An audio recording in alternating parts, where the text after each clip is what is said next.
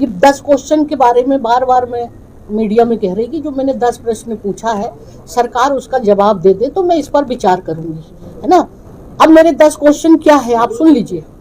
10 question में मैंने ये कहा कि सुप्रीम कोर्ट का जो जजमेंट है, नो जस्टिस, जो संवैधानिक बेंच कहलाता है, ये कॉन्स्टिट्यूशनल है। उनने एक जजमेंट दिया था कि डॉक्टर इंदिरा साहनी का जो जजमेंट के आधार पर कहा कि 50% से ऊपर नहीं होना चाहिए आरक्षण, और यदि करना है तो ऐसी असाधारण परिस्थिति क्या है, चाहे एससी के लिए, चाहे एसटी के लिए, चाहे ओबीसी के लिए, उनका सामाजिक, आर्थिक, शैक्षणिक पिछड़ापन, ये तमाम सारी चीजों को आधार पर ही आप बढ़ा सकते हैं। आपको मालूम होगा कि यही केस 58 को लेकर जब 2012 में बढ़ा तो लोग कोर्ट में पहुंच गए कि ये 58 हुआ और हमें कुछ लोगों को कहा कि हमारा आरक्षण कम कर दिया, ये सारी बात हुई।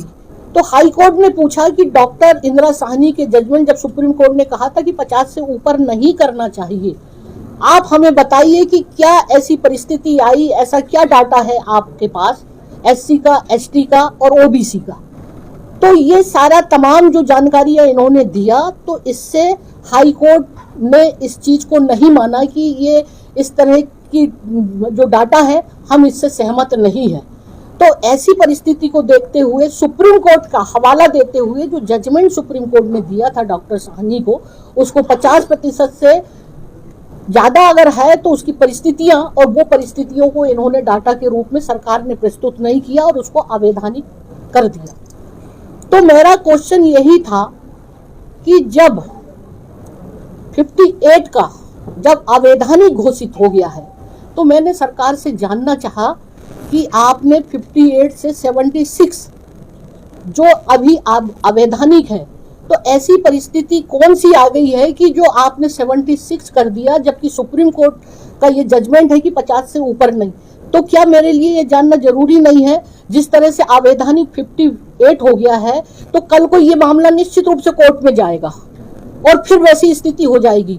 एक संवैधानिक प्रमुख होने के नाते मेरी मतलब जिम्मेदारी है कि जब तक मैं किसी व्यक्ति जो है उसी के आधार पर निर्णय लेकर कोई भी विधेयक विधानसभा में आता, आपको याद होगा मैंने अभी 8 या 9 विधेयक रोका है। ऐसा नहीं है, ये हमें कॉन्स्टिट्यूशनल पावर मिला हुआ है कि या तो मैं इसको अपने पास रखूं या वापस कर दूं या राष्ट्रपति को रिफर कर दूं। अब मैंने ये अध्ययन कर ली, इसमें किसी भी तरह का कोई प्रेशर या दबाव की जरूरत नहीं होती है।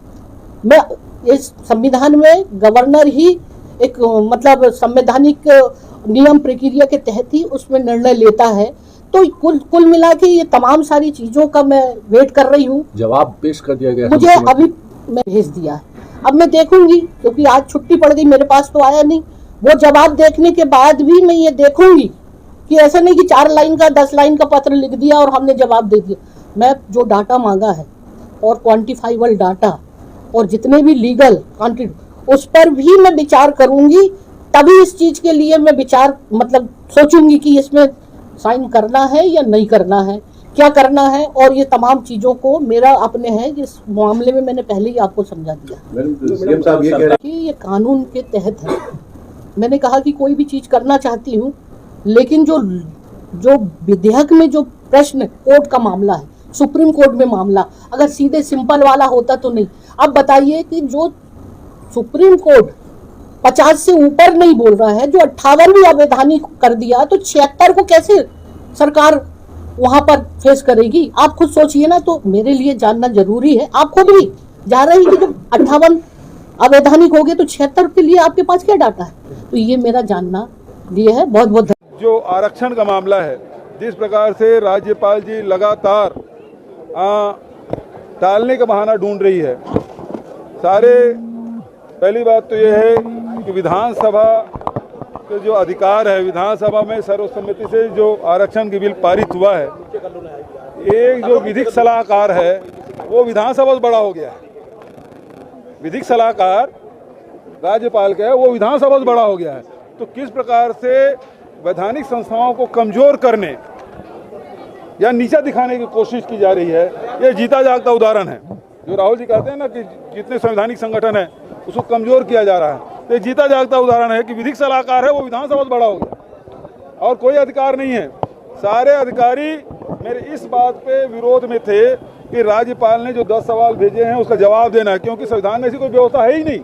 फिर भी मैंने राज्यपाल की जिद को ध्यान में रखते हुए छत्तीसगढ़ के 3.25 करोड़ जनता जो आरक्षण में, चाहे ईडब्ल्यूएस हो, पिछड़े वर्ग हो, अनुसूचित जाति हो, जनजाति, सबके लिए तो वो लागू हो जाए और कम से कम इसका जो ईगो है वो सेटिस्फाई हो जाए, इसलिए मैंने जवाब दिया। लेकिन अब फिर से वो बहाना ढूंढे, परीक्षा कराऊंगी, मतलब विधानसभा से बड़े होगी वो विधिक सलाहकार। हम तो विधिक सलाहकार को पकड़ लेते, फिर वो कौन है भाई, वही खोजना पड़ेगा। वो विधिक सलाहकार कौन है जो विधानसभा से बड़ा हो गया? जो काम यदि परीक्षण करना है तो वो कोर्ट परीक्षण करती है, हाई कोर्ट है, सुप्रीम कोर्ट है, वो काम वो विधिक सलाहकार करेगा और इसी कारण से रुक रहा है।